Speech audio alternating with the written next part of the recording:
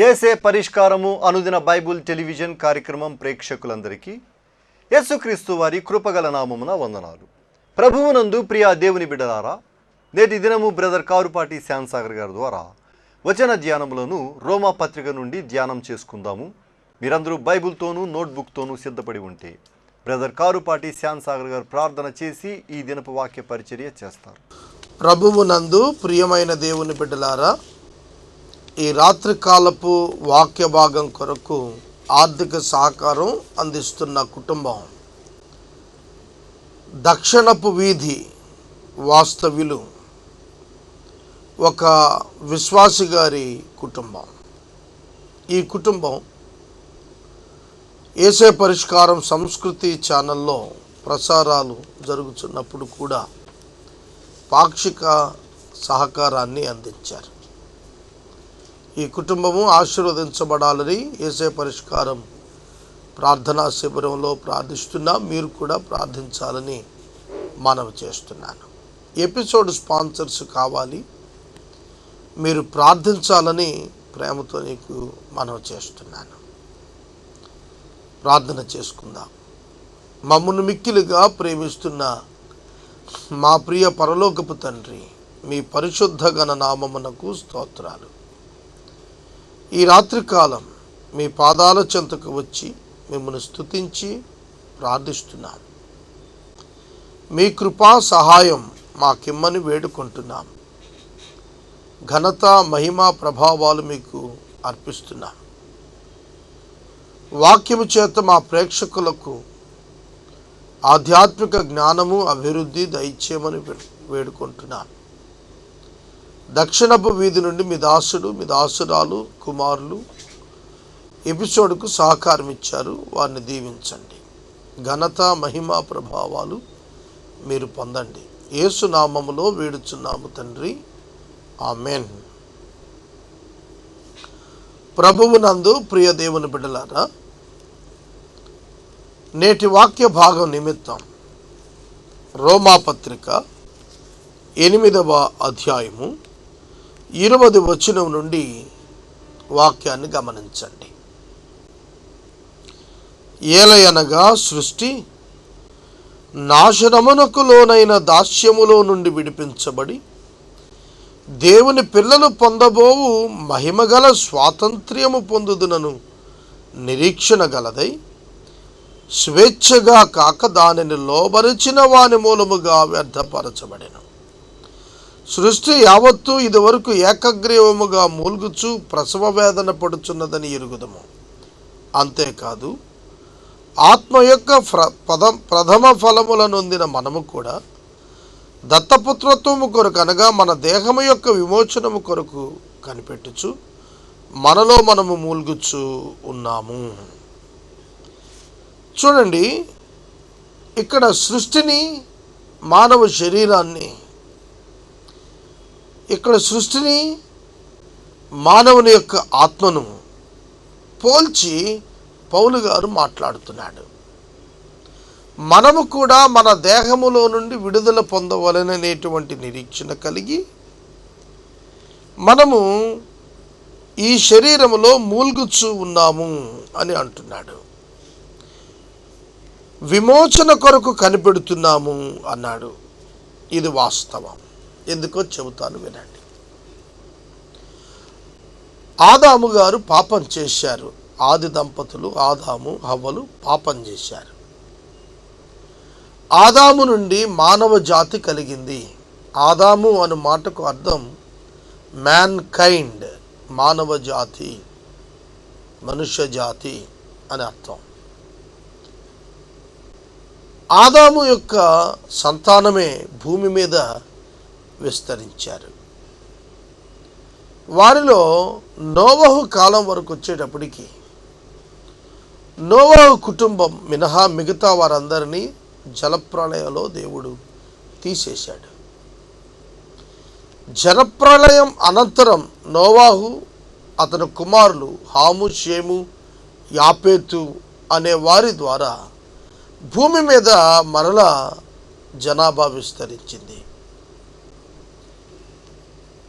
ప్రధానంగా ఆదాము తండ్రిగా కనిపించిన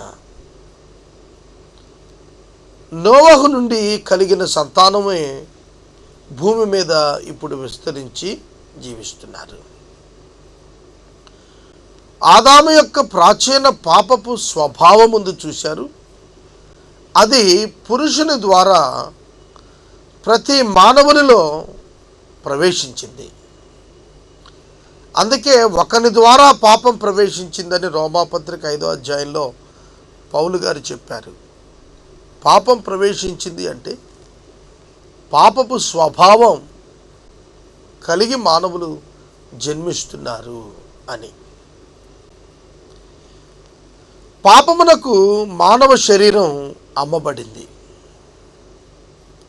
ఈ పాపపు శరీరం యొక్క ప్రతి విధమైనటువంటి పరిస్థితి నుండి మానవుడు విమోచించబడాలి అంటే దేవుడు ఇచ్చిన కృప ఆయుధం శారీరక మరణం. ఆదాము పాపము చేయక పూర్వం దేవుడైన యెహోవా ఏదెను వనములో అతనిని ఉంచటానికి ముందే తెలియచెప్పిన ఆజ్ఞ ఆదికాండం 2వ అధ్యాయం 17వ వచనంలో, ఈ తోట చెట్ల ఫలములను నిరభ్యంతరముగా తినవచ్చును, అయితే మంచి చెడు తెలివినిచ్చు వృక్ష ఫలములను నీవు తినకూడదు, తిన్న దినమున నిశ్చయముగా నీవు చచ్చెదవు అని నరునికి ఆజ్ఞాపించెను అని వ్రాయబడింది. ఆదాము తిన్నాడు, నిశ్చయంగా చనిపోయాడా? ప్రభు మాట చనిపోయాడనే చెబుతోంది. ఆదాము దేవునితో మాట్లాడాడు. ఆదికాండం 3వ అధ్యాయంలో, మీ భాషలో నా భాషలో ఈనాడు చెప్పాలంటే ఆదాము శారీరకంగా బ్రతికి ఉన్నాడు. అయినప్పటికీ దేవుడు చెప్పిన మాట చచ్చి ఉన్నావు లేదా చనిపోతావు అనే మాట నెరవేరింది. ఎట్లా అది అనగా దేవుని నుండి వేరైపోవుట. ఆదికాండము 2వ అధ్యాయం 17వ వచనములో నిశ్చయముగా నీవు మరణమవుతావు అని చెప్పిన మాట దేవుని నుండి వేరొగుట అనే మరణమును గురించి చెప్పబడిన మాట. ఆ తరువాత దేవుడు ఆదాముపై కృప చూపి నిరంతరము అట్టి దుస్థితిలో తీర్పు దినం వరకు ఉండకుండా, వింటున్నారా? నా మాట అర్థమవుతుందా? నిరంతరము ఆదాము భౌతికంగా జీవించి తీర్పు దినము వరకు ఎదురు చూడకుండా ఆదాము పట్ల దేవుడు కృప చూపి శారీరక మరణాన్ని ఇంట్రడ్యూస్ చేశాడు. అది కూడా ఏదైనా వనంలోనే జరిగిపోయింది. నీవు బ్రతుకు దినములన్నీ నీవు ప్రయాసతోని భూమి మీద పనిచేస్తావు, భూమి యొక్క పంట తింటావు, భూమి నీకు గచ్చ పొదలను మొలిపిస్తుందని శిక్షను ఖరారు చేశాడు దేవుడు ఆదికాండం 3వ అధ్యాయంలో ఆదాము పట్ల. గ్రహించండి, ఆదాము యొక్క శారీరక మరణం ఆదామును ఇహలోక సంబంధమైనటువంటి పాప ప్రభావం వలన కలిగిన పరిస్థితుల నుండి విడుదల కలిగిస్తుంది.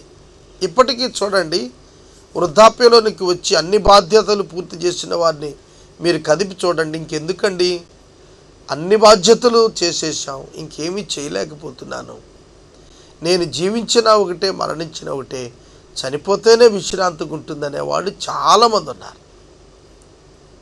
కనుక మానవుడు శరీరము నుండి విడుదల శారీరక మరణం ద్వారా పొందే వరకు కూడా భూమి మీద పాపం యొక్క ప్రభావం ఈ శరీరం అనుభవిస్తూనే ఉంటుంది.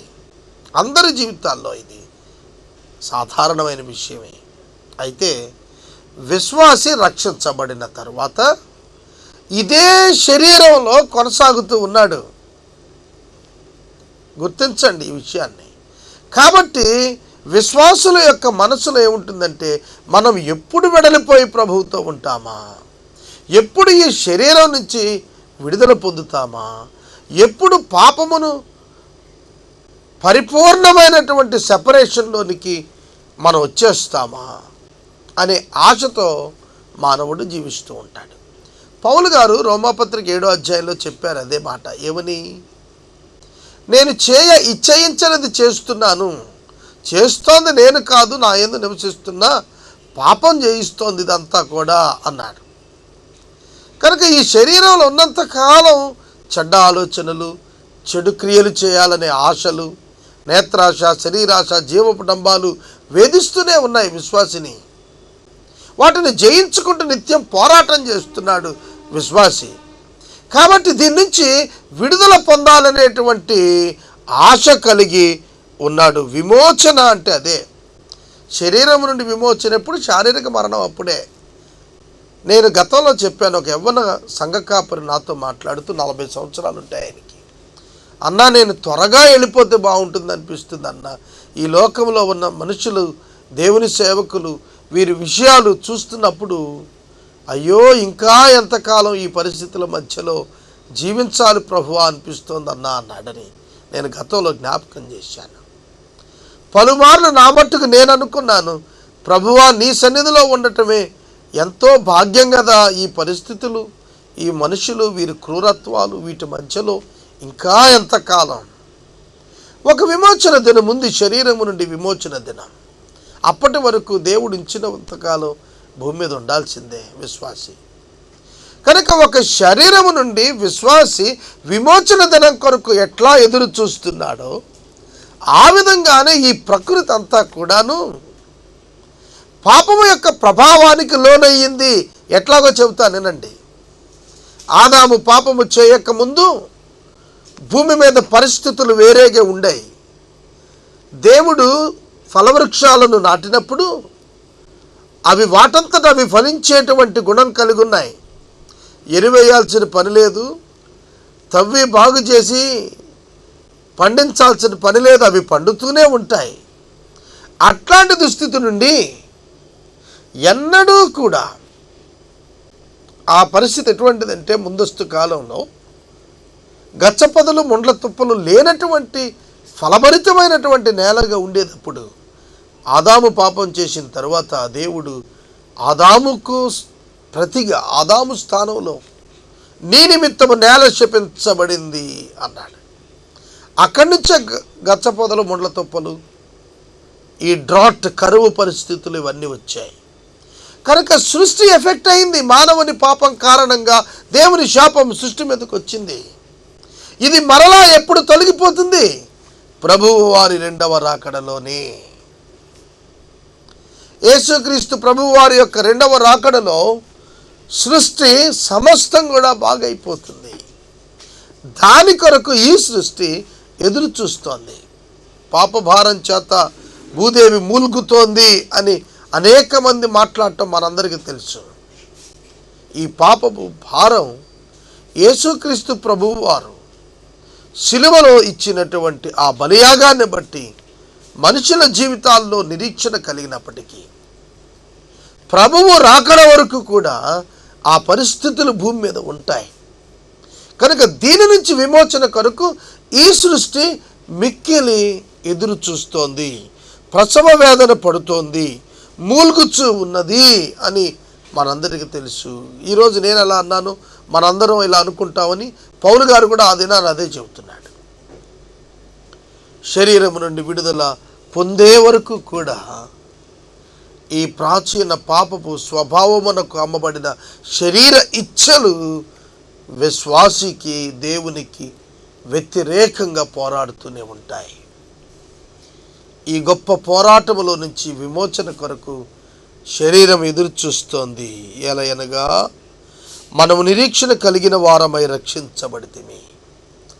నేను రక్షించబడ్డాను అనే పదానికి బైబిల్లో చక్కటి ఉదాహరణ ఇది. నిరీక్షణ గలవారమై రక్షించబడితిమి. మనము ఇంకను ఆ స్వాస్థ్యములోనికి, ఏ స్వాస్థ్యం? యోహాను సువార్త 14వ అధ్యాయంలో నా తండ్రి ఇంట అనేక నివాసములు కలవు, నేను మరలా వచ్చి మీరు నాతో ఉండేటట్లు అక్కడికి తీసుకెళ్తాను, నివాసాలు లేకపోతే నేను వచ్చి చెబుతాను అని ప్రభువు చెప్పారే. ఆ స్వాస్థ్యంలోనికి ఇంకా మనం ట్రాన్స్ఫర్ కాలేదు, మనం ఇంకా ప్రవేశించలేదు. కాబట్టి మన రక్షణ నిరీక్షణతోనే ఉన్నది. అంటే we are awaiting to receive the salvation of God at eternal point. దానిని నిరీక్షిస్తున్నాం కనుక ఇక్కడ విశ్వాసం కలిగి నిరీక్షిస్తున్నాం కనుక దాని ఫలాన్ని ఇక్కడ అనుభవించగలుగుతున్నాము. ప్రభువు యొక్క రాకడలో మనం రక్షణ పొందుతాం పరిపూర్ణంగా.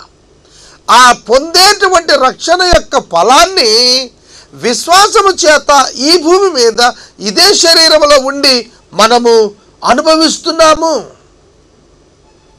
సోదరుడా సోదరి, ఎట్లాంటిదో చెప్పనా ఉదాహరణ? నేను చెబుతోంది మీకు అర్థం కావాలని ఆశపడుతూ ఈ చిన్న ఉదాహరణ చెబుతున్నాను. ఒక వ్యక్తి ఒక లాటరీ టికెట్ కొన్నాడు. ఉదయమే పేపర్లో చూస్తే ఆ నంబరుకు 100 కోట్ల లాటరీ తగిలింది. ఆ లాటరీ తగిలినప్పుడు అతను అత్యానందభరితుడయ్యాడు. కానీ ఆ లాటరీ ఇంకా తీసుకోలేదు అతను. కానీ అతని యొక్క ఆనందం అత్యానందమే. అర్థమైందా? లాటరీ తగిలింది అనేది అనౌన్స్డ్, ప్రకటించబడింది. కాబట్టి ఆ లాటరీ పొందిన వ్యక్తి తాను ఆ డబ్బును కలిగి ఉన్నట్టుగానే పొంది ఉన్నట్టుగానే నిరీక్షిస్తున్నాడు. ఇంకా అతని అకౌంట్లోకి మనీ ట్రాన్స్ఫర్ కాలేదు. రైట్? అర్థమైందా? అదేవిధంగా రక్షించబడిన మనం ఆ రక్షణ స్వాస్థ్యంలోనికి భౌతికంగా పర్సనల్గా ఆ స్టేజ్లోనికి ఇంకా మనం వెళ్ళలేదు. ప్రభువు రాకడలో దానిలో ప్రవేశిస్తాం. ఆయన తీర్పు అనంతరం నూతన ఆకాశం నూతన భూమిలో ప్రవేశిస్తాం. ఆయన చేతనే తీసుకుని పోబడతాం. అక్కడికి ఇంకా వెళ్ళలేదు, కానీ వెళతాము, ఖచ్చితం, కన్ఫర్మ్డ్. చూడండి, మనం రైల్వే టికెట్స్ రిజర్వ్ చేసుకుంటాం. ఇంకా రైలు ఎక్కక ముందే రిజర్వ్డ్ టికెట్ జేబులో ఉంటే ఎంత సమాధానంగా, ఎంత సంతృప్తిగా, సంతోషంగా, కంగారు లేకుండా, గాబరా లేకుండా ఉంటాం మనం. ట్రైన్ ట్రావెల్ కన్ఫర్మ్ అయింది, టికెట్ కన్ఫర్మ్ అయిపోయింది, కాబట్టి నాకు ఇక చింత లేదు. గ్రహించారా?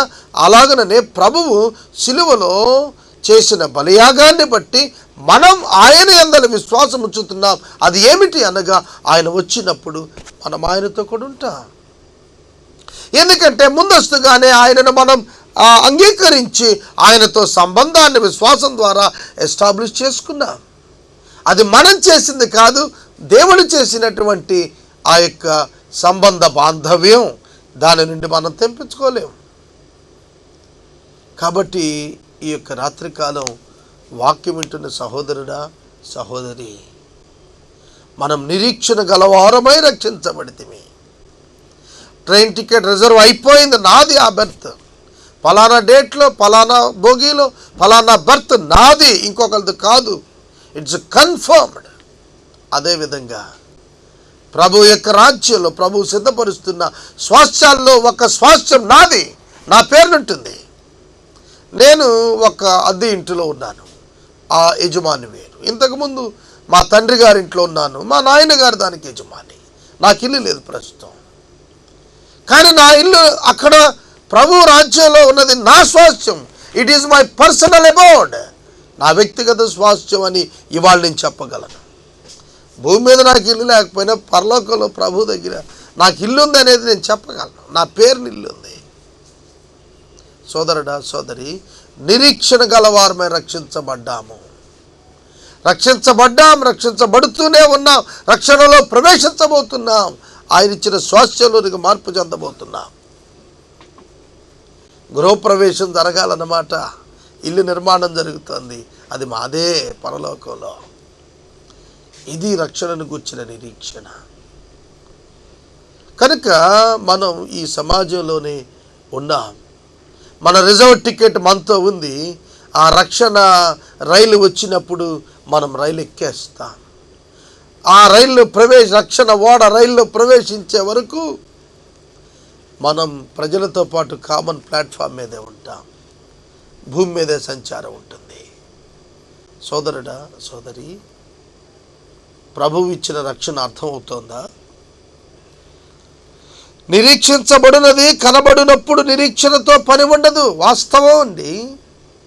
ఏదైనా కనిపిస్తుంది అనుకోండి, నేను రికార్డింగ్ చేస్తున్నాను, ఇప్పుడు నా ముందు బైబిల్ ఉంది, టెలిఫోన్ ఉంది, వాచ్ ఉంది, ఒక గ్లాసు నీళ్లు ఉన్నాయి, ఇవి కనబడుతున్నాయి. ఇక దీని కొరకు ఎదురు చూడక్కర్లేదు.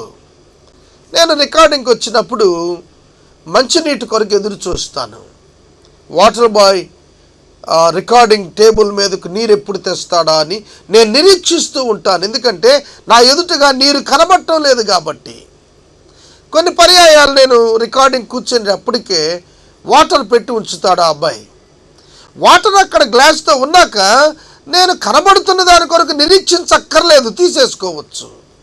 కానీ కనబడని దాని కొరకు నిరీక్షిస్తాను, కానీ కనిపిస్తున్న దాని కొరకు నిరీక్షించను కదా. అలాగుననే పరము నుండి మన కొరకు రాబోతున్న ఆ స్వాస్థ్యం కనబట్టలేదు ఇప్పుడు, కానీ విశ్వాసంతో నేను నిరీక్షిస్తున్నాను. నిరీక్షణ కనబడని దాని కొరకే అని పౌలు చెబుతున్నాడు. మనము చూడని దాని కొరకు నిరీక్షించిన ఎడల ఓపికతో దాని కొరకు కనిపెట్టుదుము. వండర్ఫుల్. మనము చూడని దాని కొరకు నిరీక్షించిన ఎడల ఓపికతో కనబడతాం. కొన్ని పర్యాయాలు మనం రైల్వే స్టేషన్కి పోతాం ఎవరైనా ఎక్కించాలని. వెహికల్ వస్తుంది, షెడ్యూల్డ్ టైం అనౌన్స్ చేయబడుతుంది, కొన్ని సందర్భాలు లేట్ అయిపోతుంది రైలు రావటం. ఉదాహరణకు చెప్తున్నాను నేను, గుర్తించండి, just to understand the message. మనం ఓపికతో నిరీక్షిస్తాం, వస్తుంది, ఖచ్చితంగా వస్తుంది, ఖచ్చితంగా వస్తుంది, ఖచ్చితంగా వస్తుంది. అది అనౌన్స్డ్ ట్రైన్ ఖచ్చితంగా వస్తుందని ఓపికతో ఎదురు చూస్తాను. నేను ఒక పెద్ద దైవ సేవకుడిని ట్రైన్ ఎక్కించడానికి వెళ్ళాను. అర్ధరాత్రి 10:30, 11 గంటలకు వెళితే ఆ ట్రైన్ 1 గంటకు వచ్చింది. ఇదేం ట్రైన్ అని నేను వెనక్కి వెళ్ళిపోలా. మేము ఓపికతో ఉండి ఎదురు చూశాం. ట్రైన్ వచ్చింది, ఆయన వెళ్ళిపోయాడు, ఆ ప్రయాణం చేశాడు. కనుక అదేవిధంగా మనం నిరీక్షిస్తున్న దాని కొరకు మనం ఓపిక కలిగి కనిపెడుతూ ఉంటాం. పౌలు గారు స్టేట్మెంట్ ఇస్తున్నాడు ఇక్కడ.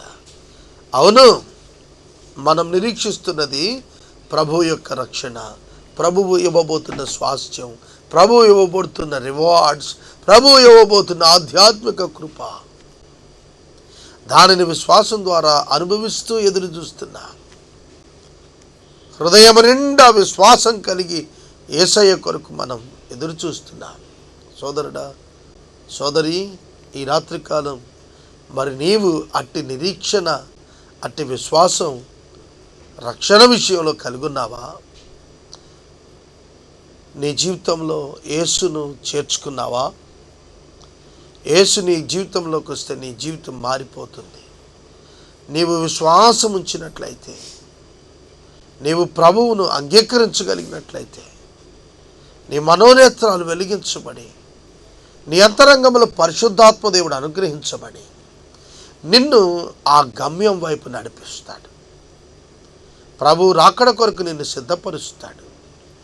ఒక యవన కుమార్తె పెండ్లి కుమారుని ఎదుర్కొనటానికి ఎంతగా అలంకరించుకుని సిద్ధపడుతుంది. ఆ పెండ్లి కుమారుడు వస్తాడు, నన్ను వివాహం ఆడతాడు అనే నిరీక్షణ అమ్మాయికి లేకపోతే తయారవుతుందా? అమ్మాయి తయారవ్వదు కదా. కనుక ఆ పెండ్లి కుమార్తె తయారవుతోంది అంటే ఆమెకు నిరీక్షణ ఉంది. నా వరుడు నా కొరకు వస్తున్నాడు, నేను సిద్ధపడుతున్నానని ఆమె సిద్ధపడినట్లుగా విశ్వాసులంగా మన ప్రభువు, మన వరుడు వస్తున్నాడు. సంఘముగా, వధువుగా మనం యేసయ్య యొక్క రాకడ కొరకు ఆయనకిష్టమైన రీతిగా మనం సిద్ధపడుతున్నాం. ఎందుకంటే ఆయన యందు మనము విశ్వాసం ఉంచాం. ఆయననే భర్తగా స్వీకరించటానికి ఇష్టపడ్డాం. ఆయననే యజమానునిగా కలిగి ఉండటకు ఇష్టపడ్డాం. కాబట్టి మన యొక్క జీవితాల్లో ఆయన కొరకు సిద్ధపడుతున్నాం. ఆయన దిగి వస్తాడని ఎదురు చూస్తున్నాం. ఆయన మనల్ని తీసుకుని వెళ్తాడని ఆశ కలిగి ఉన్నాం.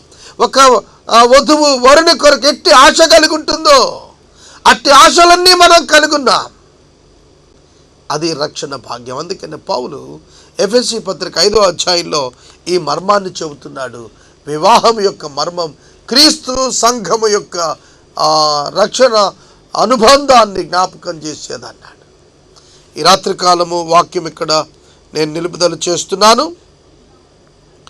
25వ వచనం దగ్గర మనం వాక్యాన్ని నిలుపుదల చేసుకుందాం. రేపటి వాక్య ధ్యానములు 26వ వచనం ప్రారంభించుకుందాం. ఈ రాత్రి కాలపు వాక్య భాగం కొరకు సహకారము ఇస్తున్నటువంటి కుటుంబం దక్షిణపు వీధి వాస్తవ్యులు, ఒక విశ్వాసి గారి కుటుంబం ఈనాటి ఎపిసోడ్కు సహకారం అందించారు. దేవుడి ఈ కుటుంబాన్ని దీవించినట్లు ప్రార్థించండి. 2011 ఈస్టర్ నాటికి పశ్చిమ గోదావరి ప్రాంతమంతా సువార్తతో రీచ్ అవటం కొరకు ఏసే పరిష్కారం సిద్ధపడుతోంది. దీనిలో భాగంగా మీరు ప్రార్థించాలని నేను మనవి చేస్తున్నాను. మనము ఇంతవరకు బ్రదర్ కారుపాటి శ్యాన్సాగర్ గారి ద్వారా వచన ధ్యానములను రోమా పత్రిక నుండి ధ్యానం చేసుకున్నాము. ఈ కార్యక్రమం ద్వారా మీరు పొందుకునుచున్న ఆత్మీయ మేలులు ఒక ఉత్తరం ద్వారా మాకు తెలియచేయండి. మీ ప్రార్థనా మనవులు మాకు తెలియచేస్తే ఏసే పరిష్కారం కార్యాలయంలో ఏర్పాటు చేసిన ప్రత్యేక ప్రార్థనా శిబిరంలో మీ కొరకు ప్రార్థిస్తాం. మీ కుటుంబ పక్షముగా ఒక ఎపిసోడ్ ప్రసారం చేయాలనుకున్నారు మాకు తెలియజేస్తే మా సిబ్బంది మీ గృహాలను దర్శిస్తారు. ముగింపు ప్రార్థన ఆశీర్వాదాలతో ఈ కార్యక్రమాన్ని ముగించుకుందాం. ప్రార్థన చేసుకుందాం. దయచేసి తలలో వంచండి, ప్రార్థనలో ఏకీభవించండి. ఎపిసోడ్ స్పాన్సర్స్ ప్రభువు పంపించేటట్లుగా ప్రార్థించండి. ప్రార్థన. మమ్మల్ని మిక్కిలిగా ప్రేమిస్తున్న మా ప్రభువా, మీకు కృతజ్ఞతలు. నేటి వాక్య ధ్యానానికి సహకారం ఇచ్చిన మీ దాసుడు, దాసురాలు, కుమారులు, కుటుంబాన్ని మీరు దీవించమని ప్రార్థన చేస్తున్నాను. వాక్యము విన్నటువంటి బిడ్డలు వాక్యమును గ్రహించి నేర్చుకున్నటకు సహాయం చేయండి. మీ ఆత్మశక్తి ద్వారా చేస్తున్న కార్యాన్ని సఫలం చేయమని ప్రార్థన చేస్తున్నాను. నూతన ఎపిసోడ్ స్పాన్సర్స్ను లేవనెత్తండి. మా ప్రేక్షకులలో అనారోగ్యంతో ఉన్న బిడ్డలకు ఆరోగ్యాన్ని దయచేయండి. ప్రాముఖ్యంగా డెంగ్యూ, చికెన్ గున్యా, వైరల్ ఫీవర్స్ చేత బాధపడుతున్న వారికి పరిపూర్ణ విడుదలను ప్రసాదించుమని ప్రార్థన చేస్తున్నాను. ఘనత, మహిమ, ప్రభావాలు మీకు సమర్పించుకుంటూ మా రక్షకుడైన యేసు నామములో వేడుచు ఉన్నాను తండ్రి. ఆమెన్. మన తండ్రి అయిన దేవుని ప్రేమ, కుమారుడైన యేసు క్రీస్తు ప్రభువు వారి యొక్క కృప, పరిశుద్ధాత్మ దేవుని యొక్క అన్యోన్య సహవాసము సదాకాలము మనందరికీ తోడై ఉండును గాక. ఆమెన్.